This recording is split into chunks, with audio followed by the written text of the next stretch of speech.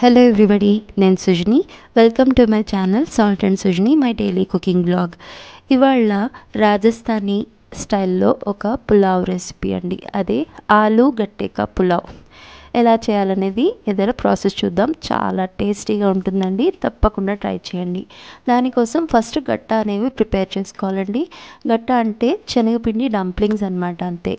Okay, దానికోసం ఒక cup శనగపిండి, దాంట్లో కొంచెం ఒక హాఫ్ టీ స్పూన్ కారం, ఒక పావు టీ స్పూన్ పసుపు, ఒక హాఫ్ టీ స్పూన్ ఉప్పు, ఒక టేబుల్ స్పూన్ అంత పెరుగు, అలాగే కొంచెం నూనె వేసుకొని దీన్ని మంచిగా చపాతీ పిండిలాగా కలుపుకోవాలండి. ఈ గట్ట అనేవి రాజస్థానీస్ ఎక్కువగా చేసుకుంటారనమాట. ఏదైనా వెజిటబుల్లో వాళ్ళు యాడ్ చేసుకుంటారు. చాలా టేస్టీగా ఉంటుందండి, తప్పకుండా ట్రై చేయండి. ఇదిగోండి, ఇలా చపాతీ పిండిలాగా మనము కలిపేసుకోవాలి. కొంచెం నీళ్లు అవసరం పడితే నీళ్లు వేసుకొని చపాతీ పిండిలా కలుపుకోవాలి. ఇప్పుడు దీనికి కొంచెం ఆయిల్ అప్లై చేసి ఒక్క 10 నిమిషాలు పక్కన పెట్టుకుందామండి. ఈ ప్రిపేర్ చేసుకున్న గట్టాలు ఏవైతే ఉన్నాయో వాటితోటి మనం మంచిగా కూర వండుకోవచ్చు. ఇంకా మజ్జిగ చారు లో కూడా వేసుకుంటే చాలా బాగుంటుంది. కడీ అంటారు వాళ్ళు. ఓకే, అండ్ ఇంకా ఇలా పులావ్ లాగా తయారు చేసుకోవచ్చు. అండ్ ఇంకొకటి అండి, ఈ రెసిపీలో మనము ఉల్లి వెల్లుల్లి ఏమీ వాడము. సో మనకి వ్రతాలప్పుడు, లేకపోతే నోములు పూజలు, లేకపోతే కొన్ని మాసాలు ఉంటాయి చూడండి, మనము ఉల్లి వెల్లుల్లి తినమనుకుంటాము. ఆ టైంలో హ్యాపీగా చేసుకోవచ్చు. ఓకే, ఇదిగోండి, ఈ విధంగా చిన్న చిన్న ఉండలు తీసుకొని దాన్ని ఇలా గొట్టాలలాగా పొడుగ్గా చేసుకోవాలి. ఈ మాత్రం థిక్నెస్ ఉండేటట్టు చూసుకోవాలి. ఇలా చేసుకొని పెట్టుకోవాలండి. ఇవన్నీ కూడా బాగా ఉడుకుతున్న నీళ్ళల్లో వేసి మనము ఉడికించుకోవాలన్నమాట. ఇప్పుడు మనము ఈ పులావ్ని పిల్లలకి లంచ్ బాక్స్లో ఇవ్వాలనుకున్నాం అనుకోండి, మనము ఏమంటారు, ఇవి నైటే ప్రిపేర్ చేసి పెట్టేసుకోవచ్చు. ఇదిగోండి, వేసిన వెంటనే ఇమీడియట్గా కదపకండి. ఒక్క 2 నిమిషాలు ఆగి జాగ్రత్తగా కదపండి, ఇవి విరిగిపోకుండా.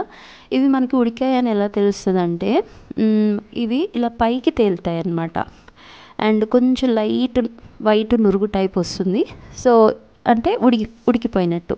ఇవి తీసి పక్కన పెట్టి చల్లారనిద్దామండి. ఆ వాటర్ కూడా పడేయకండి, ఇది మనం పులావ్లో మనం యాడ్ చేసేయచ్చు. తర్వాత దీన్ని చల్లారాక చిన్న చిన్న ముక్కలాగా కట్ చేసేసుకొని మీరు నెక్స్ట్ డే ప్రిపేర్ చేయాలంటే డబ్బాలో వేసి పెట్టేసుకోవచ్చు. అంటే మార్నింగ్ మీకు ఈ ప్రాసెస్ అంతా కూడా ఎక్కువ అవుతుంది అనుకుంటే. ఓకే, సో ఇవి గట్టాలు పక్కన పెట్టేసుకుందాము. ఇప్పుడు ఒక 3 కప్పుల బాస్మతి రైస్ని నేను మంచిగా వాష్ చేసేసుకొని వాటర్ వేసి ఒక హాఫ్ అన్ అవరు నాననిస్తానండి. సో బాస్మతి రైస్ కంపల్సరీ ఒక అరగంట నానాలి. ఓకే, సో ఇప్పుడు ఒక కుక్కర్ పెట్టేసుకుందాము.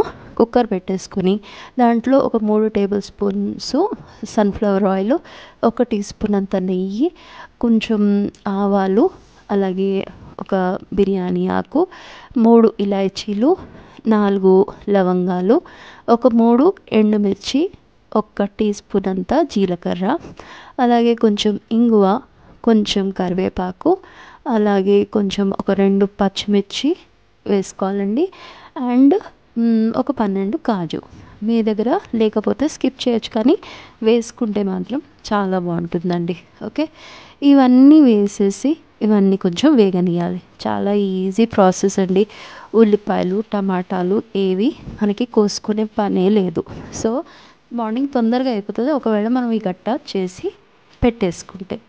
ఓకే, సో వెల్లుల్లి వేయమన్నాం కదా, 1 టేబుల్ స్పూన్ అంతా అల్లం నేను ఫ్రెష్గా దంచి వేసుకున్నానండి. అది పచ్చి వాసన పోయే వరకు మంచిగా వేయించుకోవాలి.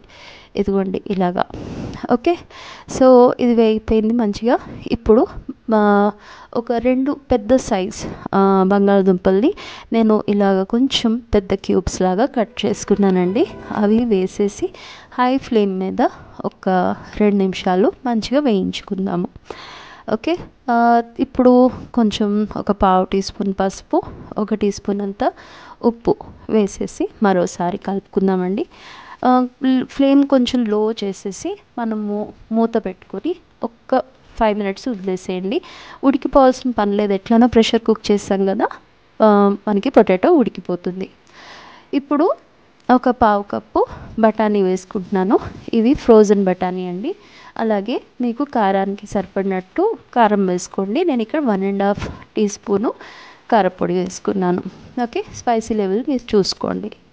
ఇంకా నానబెట్టి పెట్టుకున్న బాస్మతి రైస్ని కూడా వాటర్ తీసేసి దీంట్లో వేసేసుకుంటున్నానండి. జాగ్రత్తగా మనము ఇక్కడ బియ్యం గింజ విరగకుండా కలుపుకోవాలండి. ఒక్కసారి కలుపుకొని ఆ తర్వాత ఏవైతే గట్టా పీసెస్ రెడీ చేసి పెట్టుకున్నాం కదా, అవి కూడా వేసేసుకుందాం దీంట్లో. చాలా జాగ్రత్తగా నిదానంగా కలపండి, అయితే రైస్ విరిగిపోతుంది. ఇందాక ఏదైతే గట్టా బాయిల్ చేసుకున్న వాటర్ ఉందో ఆ వాటర్ ప్లస్ ఇంకా కావాల్సినంత వాటర్, మొత్తం 4½ కప్స్ అండి వాటర్ ఇక్కడ వేసుకుంటున్నాను. ఇక 3 కప్స్ రైస్ కదా, ఒక కప్పుకి 1½ కప్ వాటర్ చొప్పున 4½ కప్స్ వాటర్ వేసుకున్నాను. అలాగే తగినంత ఉప్పు కూడా ఈ టైంలో చెక్ చేసుకొని కొంచెం కొత్తిమీర కూడా వేసేసుకొని జాగ్రత్తగా ఒకసారి కలిపేసి మనము మూత పెట్టేసి ఒక్క విజిల్ హై ఫ్లేమ్లో ఇస్తే మీకు ఇది రెడీ అయిపోతుందండి. భలే టేస్టీ ఉంటుందండి. పండగలకి మస్ట్ ట్రై రెసిపీ ఇది.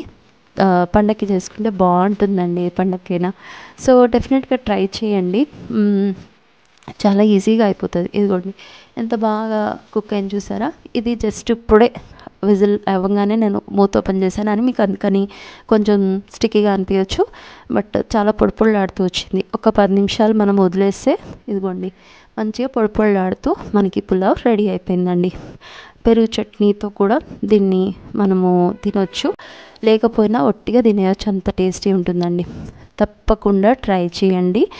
అండ్ మీకు ఎలా కుదిరిందో నాకు కామెంట్ బాక్స్లో చెప్పండి. నా ఛానల్ని ప్లీజ్ సబ్స్క్రైబ్ చేసుకోండి, మీ ఫ్రెండ్స్ అండ్ ఫ్యామిలీ తోటి షేర్ చేసుకోండి. మరో రెసిపీలో కలుద్దామండి. Thank you for watching.